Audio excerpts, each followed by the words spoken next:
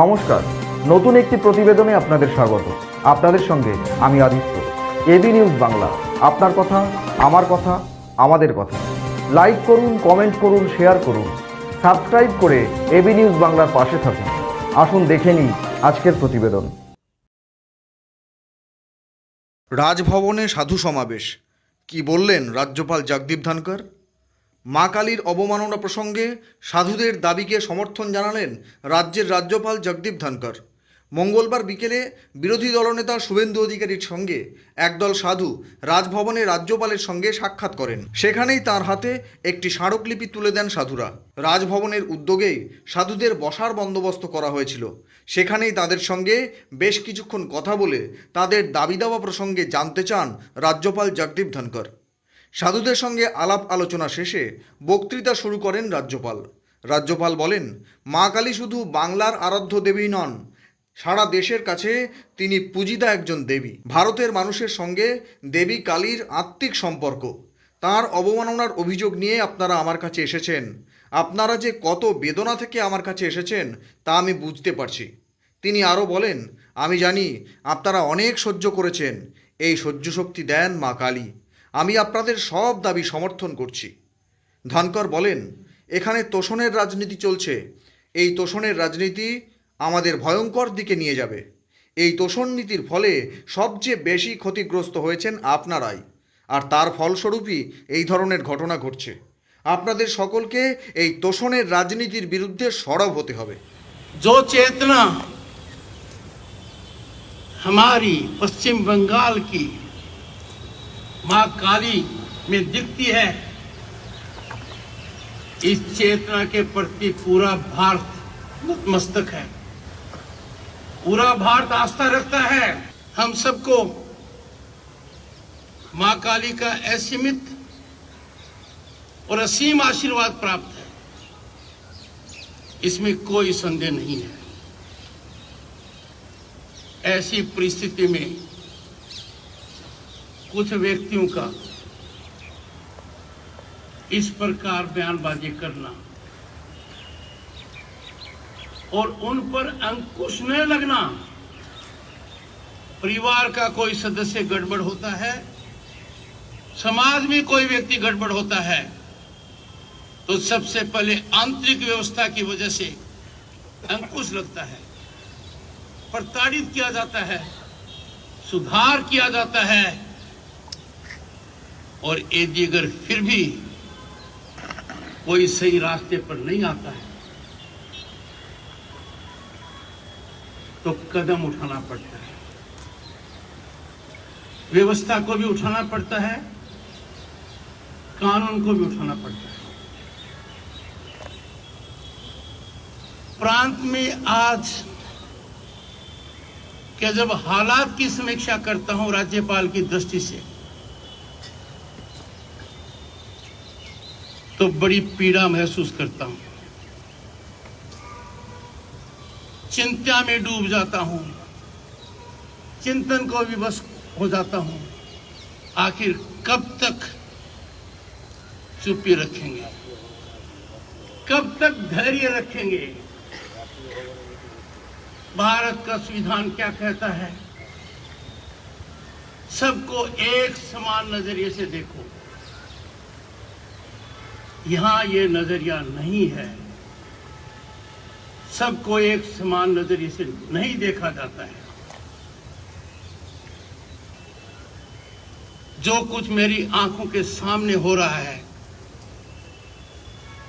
जिसमें सुधार के लिए मैं निरंतरता से कोशिश कर रहा हूं,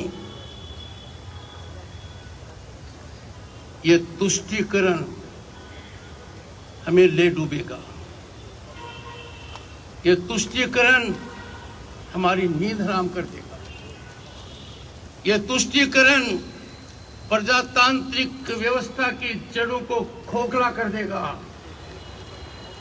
और इस पूरे घटनाक्रम को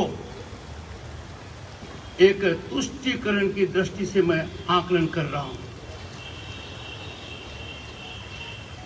हमारी चेतना को यह चुनौती है। हमारी धार्मिक भावनाओं पर कुठाराघात है। एक विशेष वर्ग को ही मदद दी जाए, एक विशेष वर्ग को ही राहत दी जाए, एक विशेष वर्ग को ही आर्थिक ताकत दी जाए, इसकी इजाजत संविधान नहीं देता। किसी भी मानव की मौत होती है, उसका रंग भेद जाति धर्म नहीं देखा जाता, राहत दी जाती है। यही हमारी संस्कृति है। यहां मैं सीधा इसका उल्टा देख रहा हूं। मत अधिकार का मतलब मौत है, बलात्कार है, मानव अधिकार का हनन है, घर में आगजनी है, लूट है, और कोई आंसू नहीं पोंछेगा। दूसरी घटना होती है, आंसू पोंछे जाते हैं, 5-5 लाख रुपए दिए जाते हैं, घर दिया जाता है, नौकरी दिया जाता है। मैं इसके खिलाफ नहीं हूं। जहां भी राहत दी जाती है किसी भी पीड़ित को, किसी वर्ग का हो, किसी धर्म का हो, किसी जाति का हो, किसी संप्रदाय का हो, मैं सराहना करता हूं। और समस्या तब आती है जब आपका नजरिया, आपका सोच विकृत है। एक को प्रताड़ित करना, नजरअंदाज करना, एक तरीके से निर्जीव समझना, और दूसरे को तीव्र गति से छप्पर फाड़ मदद करना, यह शासन व्यवस्था को बहुत बड़ी चुनौती है। सिंडिकेट और माफिया उगाई कर रहा है। ये आपके राज्यपाल के वाक्य नहीं है, ये उच्च न्यायालय का निर्णय है। हमें बोलने का अधिकार है। जब तक बोलोगे नहीं, सशक्त तरीके से बात को नहीं कहोगे, उसको प्रभावी नहीं करोगे, हमारी पीड़ा समझ में नहीं आएगी।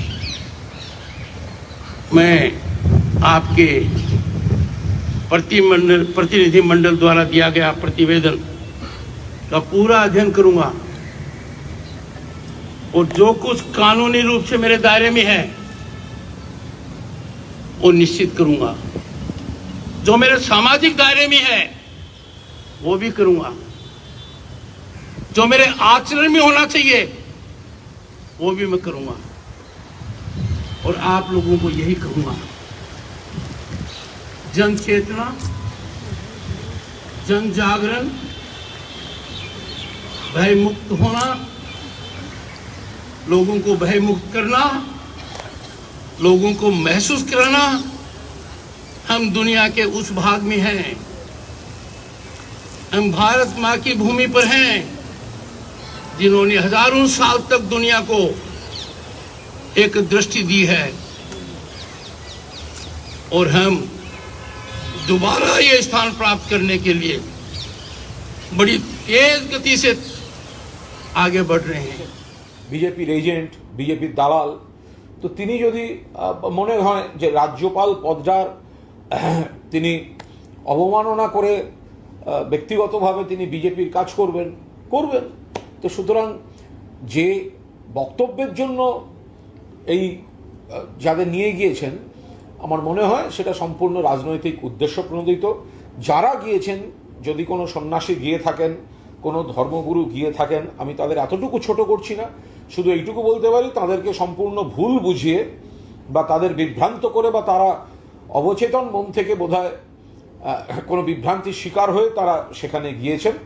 এর সঙ্গে কোটি কোটি মাতৃভক্ত যারা কালী ভক্ত রয়েছেন বা রয়েছি, তাদের কোনো সম্পর্ক নেই। কারণ কোনো অবস্থায় তৃণমূল কংগ্রেস মা কালীকে অপমান করেনি, কোনো অবস্থায় তৃণমূল কংগ্রেস হিন্দুদের কোনো দেবদেবী শুধু নয়, অন্য কোনো ধর্মের কোনো আরাধ্য দেব বা দেবী বা কোনো আরাধ্য শক্তিকে তৃণমূল কংগ্রেস কোনো অবস্থায় অসম্মান বা অপমান করে না। ফলে রাজভবনটা এখন একটি রাজনীতির আখড়া করে তুলছেন শ্রী জগদীপ ধনকড়। তো এখন মা কালীকে তৃণমূল কংগ্রেস অপমান করেছে বলে যেটা বলা হচ্ছে সম্পূর্ণ ভুল। দিলীপ ঘোষ যখন মা দুর্গাকে বলেন, তার পিতৃপরিচয় নিয়ে প্রশ্ন তোলেন, বলেন মা দুর্গার 14 পুরুষের ঠিক নেই, তখন বিজেপি কোথায় থাকে?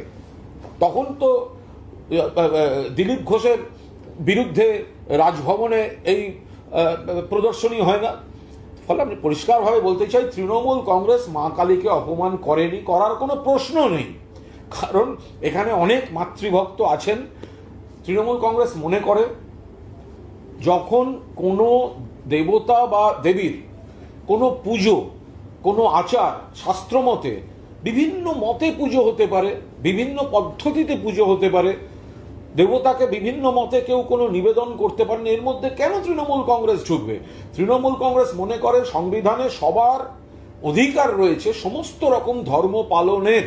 তৃণমূল কংগ্রেস কোনো আরাধ্য দেবদেবী বা কোনো শক্তিকে অপমান করে না। তৃণমূল কংগ্রেসের আপত্তি হচ্ছে যে যেখানে আমাদের যে কোনো ধর্মের কোনো আরাধ্য শক্তি, তাকে যদি কোনো বিকৃত ছবি বা কোনো বিকৃত উপস্থাপনা হয়, সেই জায়গাটা তৃণমূল মনে করে কারুর ধর্মীয় আবেগে আঘাত দেওয়া উচিত না। কিন্তু কে কিভাবে পুজো করবেন এ বিষয়ে তৃণমূল কংগ্রেস নাক গলায় না। এটা বিজেপি একেবারে বিভ্রান্তি ছড়াবার চেষ্টা করছে। আমি আবারও বলছি, যে বিজেপির দিলীপ ঘোষ কদিন আগে মা দুর্গার পিতৃপরিচয় নিয়ে প্রশ্ন তুলেছেন, সেই বিজেপি নাটক করছে মা কালী নিয়ে। এ হয় নাকি কখনো? দিলীপ ঘোষের রেকর্ডিং আপনাদের সবকটি চ্যানেলে রয়েছে, সংবাদ মাধ্যমের সামনে রয়েছে, জিজ্ঞাসা করুন। দিলীপ ঘোষ প্রকাশ্যে বলেছিলেন অমুকের তো এই আছে, মা দুর্গার 14 পুরুষের ঠিকানা আছে, দিলীপ ঘোষ বলেছেন। কই তখন তো জাননি। আমি আবার বলছি, রাজ্যপাল পদটি নিশ্চিতভাবে সাংবিধানিক পদ, আমরা সম্মান করি। আমরা রাজ্যপালের কাছে গিয়েছি, রাজ্যপালের কাছে যাব, কারণ আমরা এক্সপোজ করে দিচ্ছি এই রাজ্যপালকে যে আমরা তৃণমূল কংগ্রেস, আমরা মনে করছি রাজ্যপাল সবার। কিন্তু এই জগদীপ ধনখড় তিনি পদে পদে প্রমাণ করে দিচ্ছেন তিনি বিজেপির দালাল, বিজেপির এজেন্ট। রাজভবনটা বিজেপির পার্টি অফিস, তিনি বিজেপির মুখপাত্র, এবং রাজভবনের বারান্দা এবং অলিন্দ বিজেপির রাজনৈতিক মঞ্চে পরিণত করেছেন এই জগদীপ ধনখড়। রাজভবন থেকে বেরিয়ে সাংবাদিকদের মুখোমুখি হন সাধুরা। সেখানে উপস্থিত ছিলেন রাজ্যের বিরোধী দলনেতা শুভেন্দু অধিকারীও। সেখানে তিনি বলেন, হিন্দুরা কি দুর্বল নাকি, এত নরম নাকি? আমরা বলেছিলাম আপনাকে 200-র বেশি জিডি হয়েছে, একটা এফআইআর করেনি মমতা ব্যানার্জির পুলিশ, অথচ নুপুর শর্মার নামে একাধিক এফআইআর হয়েছে, সেটা ওদের ব্যাপার। আমরা পরিষ্কার বলছি, কাল কৃষ্ণনগরের র্যালি দেখেছেন, সাধু সমাজ আজকে রাস্তায় নেমেছে। আমরা 10 দিন পরে হাইকোর্টে যাব সব জিডির কপি নিয়ে পুলিশিং অ্যাকশনের জন্য। AB news Bangla report. কেমন লাগলো এই প্রতিবেদন? কমেন্ট বক্সে কমেন্ট করে আপনার মূল্যবান মতামত জানান। দেখা হবে পরের প্রতিবেদনে।